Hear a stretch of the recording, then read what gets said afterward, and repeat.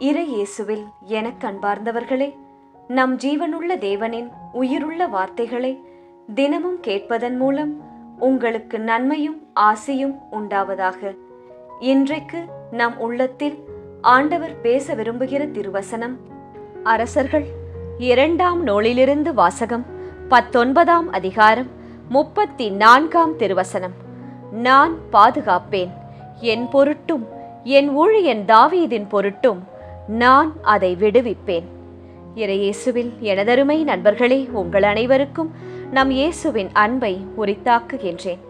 இன்றைய புனிதராம் புனித ஜோசப் கஃபாசோவிடம் நமக்காக இறை இயேசுவிடம் பரிந்து பேசி அவரின் மேலான இரக்கத்தை பெற்று தரும்படி ஒரு நிமிடம் ஜெபித்துக் கொள்ளுங்கள் நண்பர்களே. இன்று ஜூன் மாதம் 23ஆம் தேதி செவ்வாய்க்கிழமை. இன்றைய நாளில் தங்கள் பிறந்த நாள் மற்றும் திருமண நாளை கொண்டாடும் அனைவரையும் இறை இயேசுவின் அன்பும் ஆசிர்வாதங்களும் நிறைவாய் சேரட்டும். தங்களுக்கு நெருக்கமானவர்களின் பிரிவால் வாடும் நபர்களையும் இறை இயேசுவின் வியாகுல அன்னையின் ஆறுதல் போர்வையாய் தாங்க வேண்டுமாய் மனமாற ஜெபிக்கின்றேன்.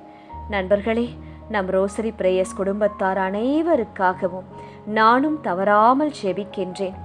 சரி, இன்றைய முதல் வாசகம் என்ன கூறுகிறது தெரியுமா? என் மகளே, என் மகனே, உன் பிரச்சனையை பார்க்காதே, அதற்கு பதிலாக அந்த பிரச்சனையை விட பெரிய உன் கடவுளாகிய இயேசுவை பார் என்று சொல்லுகிறது. அசரிய மன்னன் சனகெரி தனது படை பலத்தையும் வெற்றிகளையும் கூறி எசேக்கியாவை பயமுறுத்த முயன்றான். மற்ற நாடுகள் எல்லாம் எனக்கு தோற்றுவிட்டன, நீ மட்டும் எப்படி தப்புவாய் என்று கேள்வி எழுப்பினான். ஆனால் எசேக்கியா அந்த மிரட்டலை மனதில் வைத்துக்கொண்டு கவலைப்படவில்லை. அவர் என்ன செய்தார்? நேராக ஆண்டவரின் ஆலயத்திற்கு சென்று அந்த கடிதத்தை ஆண்டவரின் முன்னால் விரித்து வைத்து ஜெபித்தார். எசேக்கியாவின் ஜெபம் மிகவும் அழகானது நண்பர்களே. அவர் பிரச்சனையை பற்றி மட்டும் ஜெபத்தில் பேசவில்லை, நம் கடவுள் யார் என்பதை நினைவுபடுத்தினார். என்ன சொல்லி ஜெபித்தார் தெரியுமா? விண்ணையும் மண்ணையும் படைத்தவர் நீரே என்று ஆண்டவரின் வல்லமையை அறிக்கையிட்டார். அதற்கு பதிலாக ஆண்டவர் என்ன பதில் சொன்னார்? எசேக்கியா, உன் வேண்டுதலை கேட்டேன், சனகரி இந்த நகருக்குள் நுழைய மாட்டான் என்று உறுதியளித்தார். ஒரே இரவில் சூழ்நிலை மாறிவிட்டது நண்பர்களே. போராடியது எசேக்கியா அல்ல, செயல்பட்டது ஆண்டவரின் கரம். சனகரி வெட்கத்தோடு திரும்பிச் சென்றான். நமக்கும் சில நேரங்களில் நம் வாழ்க்கையில் இது முடியாது, இதிலிருந்து தப்பவே முடியாது, வழியே இல்லை என்று சொல்லும் சூழ்நிலைகள் நிச்சயம் வரும். அப்போதெல்லாம் நாம் என்ன செய்கிறோம்? கவலையை பெரிதாக்குகிறோமா? அல்லது எசேக்கியாவை போல அதை ஆண்டவரின் பாதத்தில் வைத்து ஜெபிக்கிறோமா? நண்பர்களே, ஜெபம் என்பது பிரச்சனையை இயேசுவிடம் கொண்டு செல்வது மட்டும் அல்ல, அந்த பிரச்சனையை விட என் கடவுள் இயேசு பெரியவர் என்று நம்புவது ஆகும். குடும்பத்தில் திடீரென பெரிய மருத்துவ செலவு வருகிறது.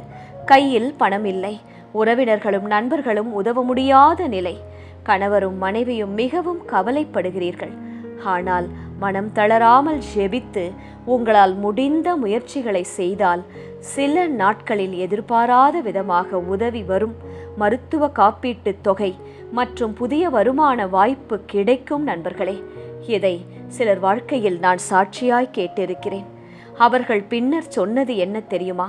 பிரச்சனை அன்று பெரியதாக இருந்தது, ஆனால் இயேசு அதைவிட பெரிய ஆண்டவர் என்று சாட்சி சொன்னார். உன்னை அச்சுறுத்தும் செய்தியை மனிதர்களிடம் அல்ல, முதலில் இயேசுவிடம் கொண்டு செல். ஜெபத்தில் தெரியப்படுத்து. எசேக்கியா கடிதத்தை ஆண்டவரின் முன்னால் விரித்து வைத்து ஜெபித்தது போல இன்று உன் கவலைகள், உன் கண்ணீர், உன் பயம், கடன், நோய், குடும்ப பிரச்சனைகள் அனைத்தையும் இயேசுவின் முன்னால் விரித்து வை, ஜெபி என்று இன்றைய முதல் வாசகம் நம்மோடு பேசுகிறது. சரி நண்பர்களே, இன்றைய நற்செய்தி என்ன கூறுகிறது? எளிதான பாதை அல்ல, சரியான பாதையை தேர்ந்தெடு என்று இயேசு கூறுகிறார். 3 முக்கியமான வாழ்க்கை பாடங்களை நமக்கு கற்பிக்கிறார். முதலாவது, முத்துக்களை பன்றிகள் முன் எரிய வேண்டாம் என்று கூறுகிறார். அதாவது இதற்கு என்ன அர்த்தம்? கடவுள் கொடுத்துள்ள மதிப்புமிக்க வரங்களையும் உண்மைகளையும் நேரத்தையும் நல்ல அறிவுரைகளையும் மதிக்காத இடங்களில் வீணாக்க வேண்டாம் என்பதே இதன் பொருள். இரண்டாவது என்ன சொல்லித் தருகிறார்? பிறர் உங்களுக்கு செய்ய வேண்டும் என்று நீங்கள் விரும்புவதை நீங்களும் அவர்களுக்கு செய்யுங்கள் என்று சொல்லுகிறார். மூன்றாவது, இடுக்கமான வாயிலின் வழியே நுழையுங்கள் என்று அழைக்கிறார். ஆம் நண்பர்களே, இந்த உலகம் சொல்வது என்ன தெரியுமா? எல்லோரும் செய்கிறார்கள், எந்த தப்பும் இல்லை, நீயும் செய், சுலபமான வழியை தேர்ந்தெடு, உனக்கு பிடித்தபடி இஷ்டத்துக்கு வாழ்ந்து கொள் என்று சொல்லும். ஆனால் இன்றைய நற்செய்தியில் இயேசு நம்மிடம் சொல்வது என்ன தெரியுமா? மகளே, என் மகனே, சரியானதை செய், உண்மைக்காக நியாயத்திற்காக நிலைத்து இரு என்று சொல்லித் தருகிறார். இதை நாம் நிச்சயம் நம் வாழ்க்கையில் பின்பற்ற வேண்டும்.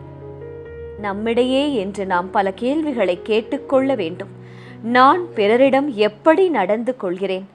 நான் எளிதான ஈஸியான பாதையை தேர்ந்தெடுக்கிறேனா அல்லது சரியான பாதையை தேர்ந்தெடுக்கிறேனா என்று கேட்க வேண்டும். இயேசு கொடுத்த மதிப்புமிக்க வரங்களை நான் எப்படி பயன்படுத்துகிறேன் என்று யோசிக்க வேண்டும். பயன்படுத்துகிறேனா அல்லது சோம்பேறியாக இருக்கிறேனா என்று நினைவுபடுத்தி பார்க்க வேண்டும். அனைவரும் நடக்கும் பாதை எப்போதும் சரியான பாதை அல்ல.